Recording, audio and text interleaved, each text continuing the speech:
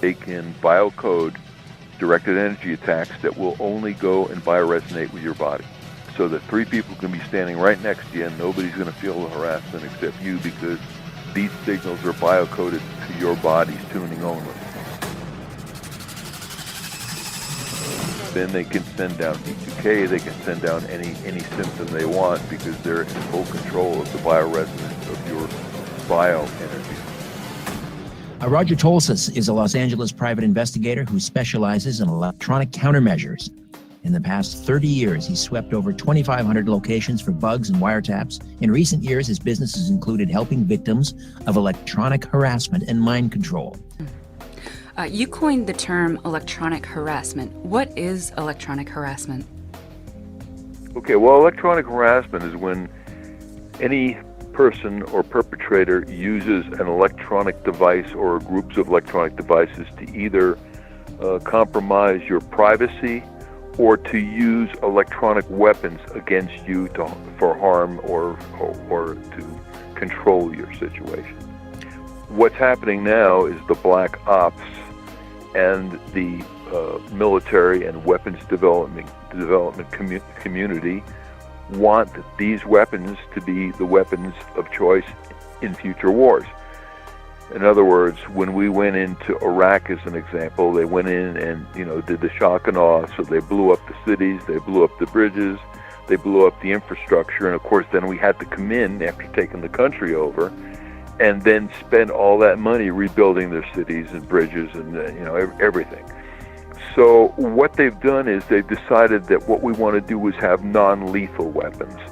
Weapons that can be used against enemies that don't destroy physical things. In other words, not bombs, not bullets, not missiles, but some kind of electronic mind control devices, such that you can get mental control over enemies without blowing up infrastructure. So what's happened is these things were supposed to be developed towards enemies. They've decided that in most cases we're going to have to gain mind control over the general populations that are not warring with us. So what they've done is they put laws in place that allows the Department of Defense and the subcontractors to do mind control experiments on the general population in development of these weapons. So anybody who gets on the bad side of the government could end up being a lab guinea pig. And how is that legal? Like, how can they use tax dollars for, that are going towards these things, and they use them to spy or harass others? How does that? Title 50, Chapter 32, Section 1528. Check it out. Is this getting worse, this problem? Are you getting more and more people coming to you as the months and years go by? Well, I get between 6 and 10 calls a day from people, brand new calls a day from people that are suffering from electromagnetic attacks and other kinds of covert activity against themselves. And of course, I get emails from all over the world. Almost every country in the world has a similar problem going on. And so as long as you're within reach of satellites and other kinds of cell tower transmissions, you're within a keystroke of being harassed. People who complain that they are being watched often say they are hearing voices. How are voices transmitted? They're transmitted by a technology called biocoded directed energy. Mm-hmm. And that's a top secret thing that was developed. And what it is they get your DNA. In other words, they pick your garbage up in front of your house one day. And inside your garbage is your DNA.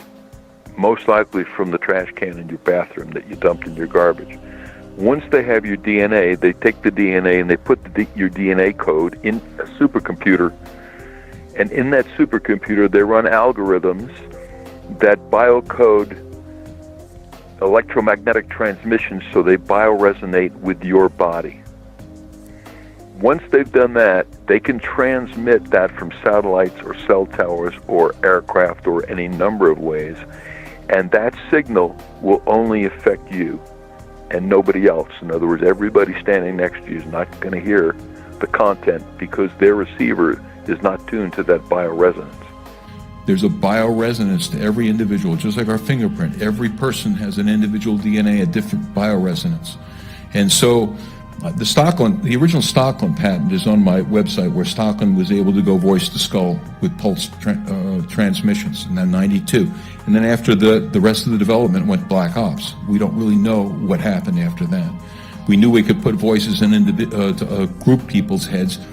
What they did, and I know from the Russian translation from Cheryl Welsh, from reading all her translated psychotronic stuff from Russia, that they figured out how to biocode these microwaves so that it can attack specific individuals.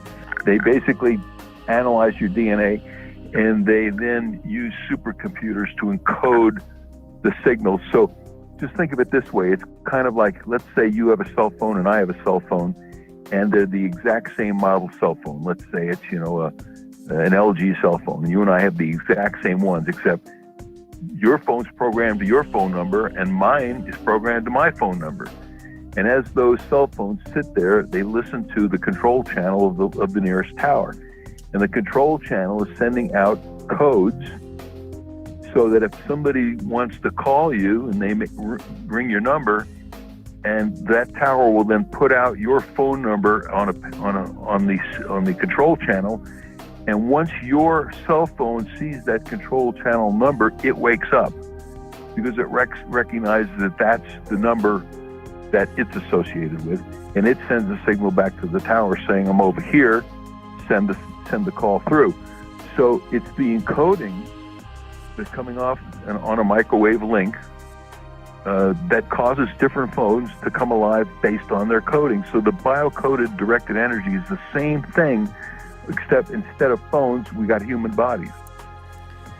What is the worst case that you've ever worked on where you saw this? What exactly was it like for this person? Most people consider themselves to be in hell, especially the ones that are getting voices that are instructing them to do things.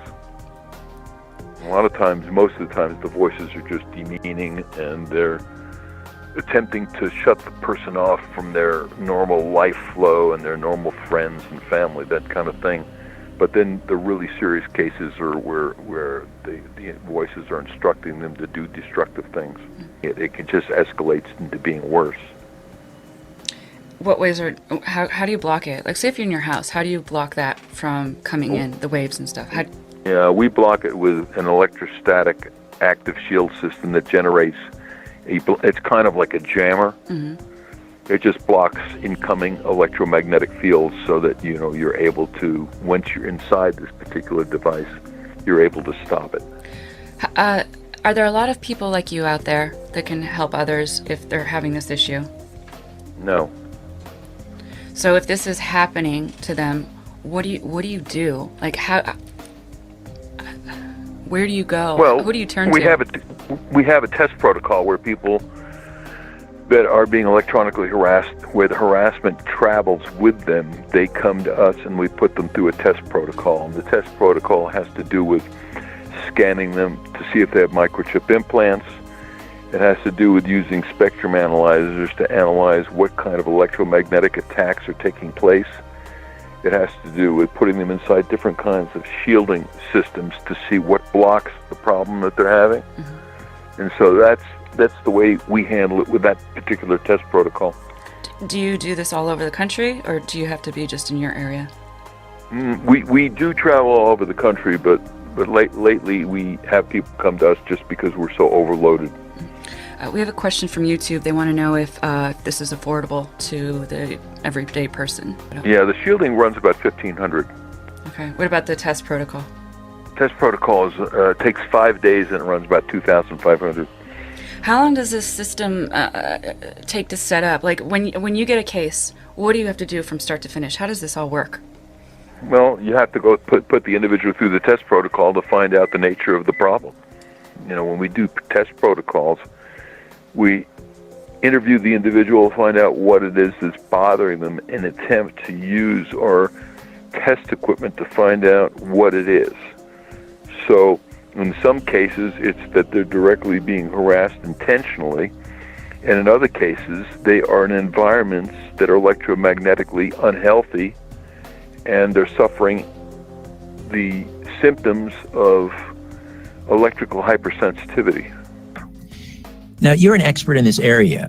Have you ever been called as a witness in a court case on behalf of a TI? Okay, the first thing you have to understand is that any TI that's ever taken a case against the government or the government subcontractors have had their case dismissed under national security. There's not been one single case that I know of that didn't get dismissed in that manner. And that was the judge's ruling? This is a matter of national security? Well, what happens is the agency that you're suing, let's say you're suing the CIA, you're suing the FBI, or some black ops agency, and or their subcontractors, and they will step in and tell the judge that it's a matter of national security and they need it dismissed, and they just rubber stamp that. They just dismiss it.